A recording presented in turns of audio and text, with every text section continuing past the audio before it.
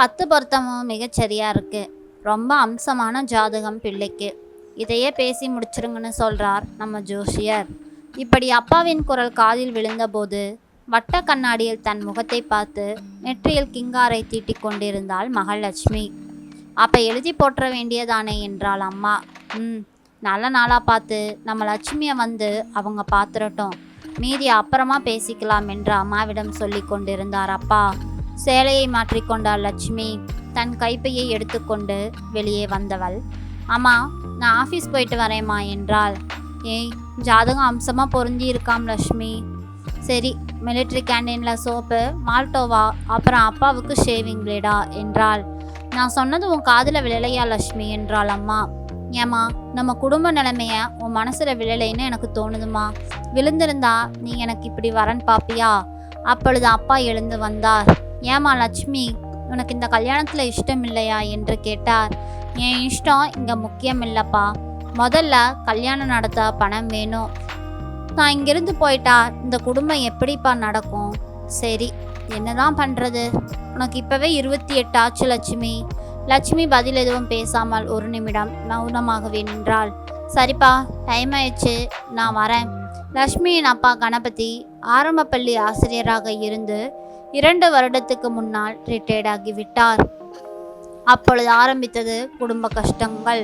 தன் தங்கைகளை கரையேற்ற தாமதமாக திருமணம் செய்தவர்.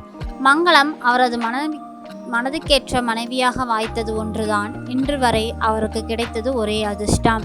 முதலில் லட்சுமி பிறந்தாள். 3 வருட இடைவெளியில் கல்யாணி, திரும்பவும் 5 வருடம் கழித்து ராதிகா. இனி மகன் பிறக்க மாட்டான் என்ற கனசப்பான நம்பிக்கையில் ராதிகா கடைசி மகளாகிவிட்டாள். இப்படித்தான் அவரது குடும்ப வாழ்க்கை ஆரம்பமானது. ஏற்கனவே தாமதமான கல்யாணம், பிறகு தாமதமான குழந்தைகள், ஏற்கனவே வாங்கிய ஏராளமான கடன் சுமை என்று தோளில் வந்து ஏறியதில் ஆரம்பம் தொட்டே இழுத்து பிடித்துதான் கணபதியால் குடும்பம் நடத்த முடிந்தது. சொற்ப சம்பளம் வேறு. லட்சுமி SLC முடித்த 2 வருடங்களில் ஸ்டெனோகிராஃபியும் முடித்து விட்டாள். அவளது அதிர்ஷ்டம் மத்திய அரசாங்கத்தில் நல்லதொரு உத்தியோகம் கிடைத்துவிட்டது. அப்பதான் அப்பாவின் குடும்ப பாரத்தை கொஞ்சமாக தன் தோளில் இடமாற்றத் தொடங்கினாள். குடும்பம் ஒருபடியாக தலை நிமிர்ந்து நிற்கத் தொடங்கியது. கல்யாணிக்கு படிப்பு சரியாக ஏறவில்லை. அங்கே பிடித்து இங்கே பிடித்து கம்பெனி ஒன்றில் 400 ரூபாய் சம்பளத்துக்கு லட்சுமி உத்தியோகமும் பெற்று தந்தாள். கடைசி ராதிகா படிப்பில் சூரப்புலி. சென்ற ஆண்டு பட்டப்படிப்பை முடித்து விட்டாள். தொடர்ந்து பிடிவாதம் பிடித்து லட்சுமியின் தயவால் MSCயில் சேர்ந்து விட்டாள். அப்பா ஓய்வு பெற்றபோது கடன் போக மிஞ்சியது மிகவும் குறைவு. அதுவும் வீட்டு செலவுக்கே அடித்து கொண்டு போக தட்டு தடுமாறிதான் குடும்பம் ஓடிக்கொண்டிருக்கிறது. இப்பொழுது லட்சுமி தற்சமயம் குடும்பத் தலைவி. இந்த நிலையில் ஊர் கேட்கும் கேள்விகளுக்கு பதில் சொல்ல முடியாமல் அப்பா அம்மா திணற லட்சுமிக்கு வரன். என்னங்க சொல்லு மங்களம், ஒருவேளை கல்யாணம் நிச்சயமாற கட்டத்துக்கு வந்துட்டா பணத்துக்கு என்ன பண்ண? எல்லாம் ஆண்டவன் இருக்கான். பணம் இல்லைனா எதற்கு கல்யாணம் நின்று போயிருக்கு சொல்லு. அதற்கும் மேல மங்களம் எதுவுமே பேசவில்லை. பேசியும் பழக்கமில்லை. கணவர் சொல்லுக்கு எதிர்கேள்வி மங்களத்திடமிருந்து எப்பொழுதுமே வராது. சொல்வதற்கு ஆமாம் என்று விடுவாள். கடிதம் எழுதி முனையில் மஞ்சள் தடவி எடுத்துக்கொண்டு புறப்பட்டு விட்டார் கணபதி. 3 நாளே மாலை தபாலில் பதில் வந்துவிட்டது. வரும் புதன் அன்று பெண் பார்க்க வருவதாகவும் வரும் ரயில் நேரம் எல்லாம் குடிக்கப்பட்டிருந்தது.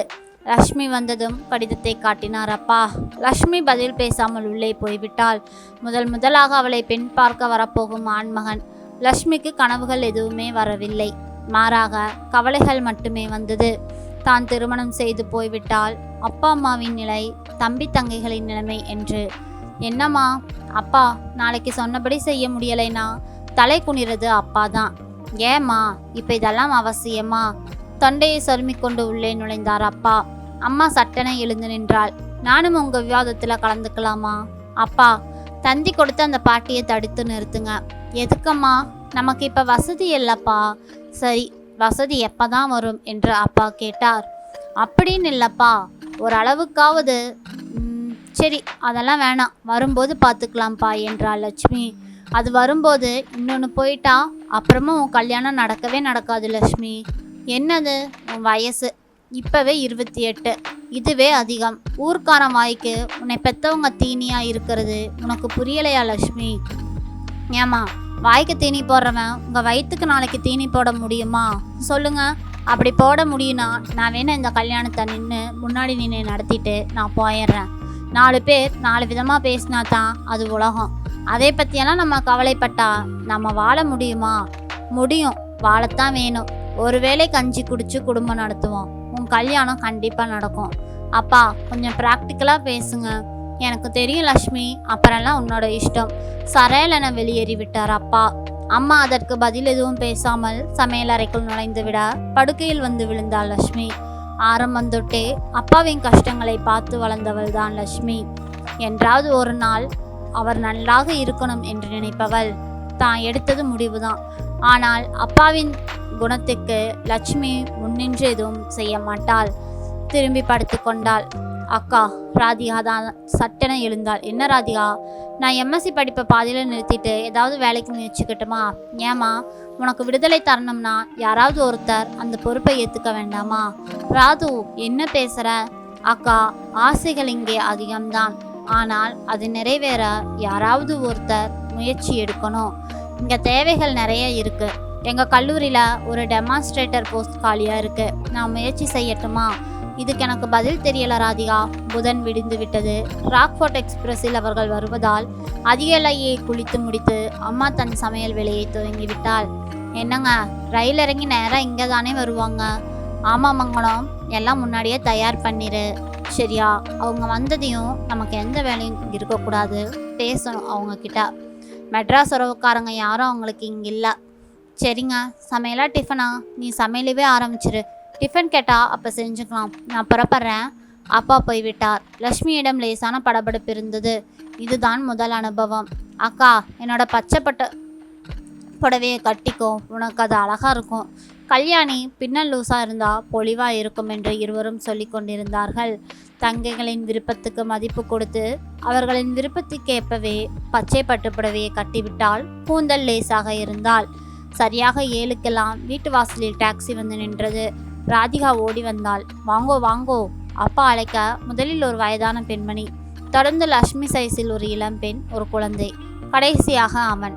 வாங்கோ சார். அவர்கள் தயங்கி நுழைய ராதிகா முன் ரூமை காட்டு, குளிச்சு சிரம பரிகாரம் செஞ்சுக்கட்டும். அவர்கள் எல்லாரும் வீட்டிற்குள் நுழைந்தார்கள். ராதிகா அவருக்கு அந்த ரூமை காமிச்சு கொண்டு இருந்தாள். கல்யாணி அக்காவிடம் இருந்தாள். அம்மா சமையலில். ராதிகா அவர்களை அழைத்து செல்லவும் அம்மா காஃபியோடு அவர்களின் பின்னே ஓடினாள். அக்கா, அவர் அழகா இருக்காருக்கா. அசப்ல இந்தி ஹீரோ ஜிதேந்திரா மாதிரி இருக்காரு. மற்றவங்க யாரு? அந்த குழந்தை யாரோடது? அவரோட அம்மா, தங்கையின் குழந்தை. பாத்ரூம் எங்கடி பெண்ணே? கேட்டுக்கொண்டே உள்ளே நுழைந்த பெரியம்மா, இதுதான் பெண்ணா? ஆமாம், இவதான் எங்கள் லக்ஷ்மி அக்கா. லக்ஷ்மி மெல்ல நடந்து அவர்களுக்கு வழிவிட்டாள். நன்னா இருமா, வாங்கோ, பாத்ரூம் காட்டுறேன். அடுத்த 5வது நிமிடம் அவன் தங்கை உள்ளே நுழைந்தாள். ஒன்றும் பேசாமல் இறங்க ஒரு முறை பார்த்து விட்டு உள்ளே போய்விட்டாள். இதுதான் புது மாமியாம்மா. வாயை மூடிட்டு வா. 8க்குள் எல்லோரும் குளித்து தயாராகி விட்டார்கள். அம்மாவும் கல்யாணம் சாப்பாடு பரினார்கள். அவர்கள் சாப்பிட்டு முடித்தார்கள். முடிந்ததும் கூடத்தினுள் வந்து உட்கார்ந்தார்கள். கல்யாண பேச்சை ஆரம்பிக்கலாமா என்பதுடன் ராதிகாவுக்கு படபடப்பு வந்தது. நண்பர்களே, கல்யாணம் என்பது தாமதமாக நடந்தால் அனைவருக்கும் பதில் சொல்ல வேண்டியிருக்கும். நாளை ராதிகாவின் கல்யாணம் நிச்சயமானதா என்பதை அடுத்த எபிசோடில் பார்க்கலாம். லக்ஷ்மியுடன் நின்றிருந்தால் அக்காவுக்கு கல்யாணமா ராதிகாவுக்கு கல்யாணமா என்பதே ஒரு கேள்விக்குறிதான். நன்றி. இந்த கதை பிடிச்சிருந்ததுன்னா மறக்காமல் லைக் பண்ணுங்கள். நம்ம சேனலை சப்ஸ்கிரைப் பண்ணி சப்போர்ட் பண்ணுங்கள். லட்சுமிக்கும் ஜிதேந்திராவுக்கும் கண்டிப்பாக கல்யாணம் நடக்கும். நன்றி.